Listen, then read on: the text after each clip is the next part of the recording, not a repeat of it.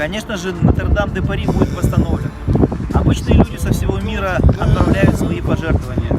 Свой вклад в реконструкцию собора внесли и мы с друзьями и партнерами. Спасибо всем, кто поддержал нашу локальную инициативу. Мы поддержали не только собор Парижской Богоматери. 2/3 от суммы собранных нами средств мы пожертвовали на храм Преображения Господня, который находится в нашей республике в селе Ижма. Я хочу сказать, что это замечательная идея помогать тем, кто попадает в беду. И неважно, Франция или это Россия, Германия, Австрия или еще какая-то другая страна. В свое время мы с мужем ездили в Литву, в город Пажайслис, в Каунас, это под Каунасом. Там проходит фестиваль на протяжении всех 3 летних месяцев. И эти концерты, музыкальный фестиваль, проходят в храмах, которым требуется реставрация, помощь, восстановление. То есть все деньги от проданных билетов идут на восстановление этих храмов. И за 3 месяца они собирают достаточно значительную сумму.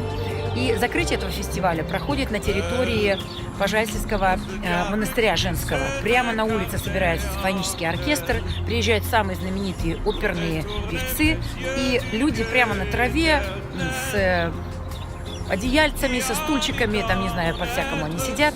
Понимаете, и тогда я еще думала о том, как это здорово действительно помогать. А ведь мы, русские люди, всегда готовы отдать последнее тому, кому это действительно необходимо. Ведь не зря у нас существует такая пословица, да, с миру по нитке, голому рубашка. Я думаю, что никому из нас не жаль 50 или 100 рублей, а кому-то даже, может быть, и 5000, для того, чтобы кому-то стало лучше. Давайте же присоединимся к этой акции и поможем восстановлению именно наших храмов российских. Не только российских, а именно наших храмов в Республике Коми. Нотр-Дам-де-Пари. Знаменитый храм в Париже. Сколько поставлено спектаклей, литературных сюжетов на тему этого исторического здания. Сегодня оно потерпело большую неприятность. Произошел большой пожар. И, безусловно, это большая утрата для всего мирового культурного наследия.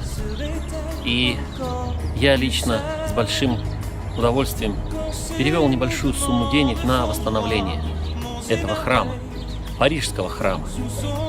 Но ведь, друзья мои, а сколько таких не сгоревших, разрушенных и невосстановленных храмов в нашей республике Коми. Существует множество возможностей восстановить тот или иной храм. Сыктывкарская епархия делает очень много для этого. И мы всегда с удовольствием поддерживаем их, говорим хорошие слова, но давайте перейдем от слов к делу. Давайте все вместе подумаем о том, что наши храмы – это наша духовность. Это воспитание наших детей, это все то, что лежит в нашей душе. Мы все равно к этому все придем. Может быть, сейчас, в современной жизни, мы смотрим на это все поверхностно, легко, атеистически. Но глядя на то, как наши бабушки, дедушки, родители в конечном итоге приходят к этому, я думаю, это ожидает и нас. Поэтому давайте что-нибудь придумаем, давайте что-то сделаем. Давайте объединимся для того, чтобы восстановить тот или иной храм. Сегодня мы перечислили, в том числе вместе с Парижским храмом, храм на наш дорогой дом, который находится в Ижме, храм Преображения Господня. И я благодарю всех тех, кто поддержал эту инициативу. Нас немного на сегодняшний день, но я уверен, нас будет больше. Это будет здорово, если мы все вместе когда-нибудь придем туда, поклонимся и подумаем, частичка нашего тепла, частичка нашей души, и маленькая толика нашего вклада тоже принадлежит этому храму, нашей Республике Коми. Нематериальное культурное наследие необходимо передавать нашим потомкам. И тот, кто заботится об этом, конечно, он обогащается, когда заходит во всемирно известные объекты культурного наследия, в храмы, в церкви, в музеи. Мы всегда гордимся, когда попадаем куда-то в такое очень знаменитое место. Но я приняла участие конкретно в этой акции только по одной причине, потому что средства были направлены на то, что ближе нам, то, о чем мы нужно заботиться непосредственно живущим здесь, на коми земле. И то, что объектом выбрали именно Ижемский храм, меня порадовало по той причине, что ижемцы всегда активны, всегда заботятся. И когда я находилась на этой земле, я видела, как они бережно рассказывают, хранят эту историю и проявляют реальную заботу. Там есть предприниматели, которые реально собирают средства, которые могут собрать, и направляют их на восстановление. Насколько я помню, там была восстановлена частично крыша, купол. Но мне бы хотелось при своей жизни смотреть не снаружи на эту церковь, а побывать внутри.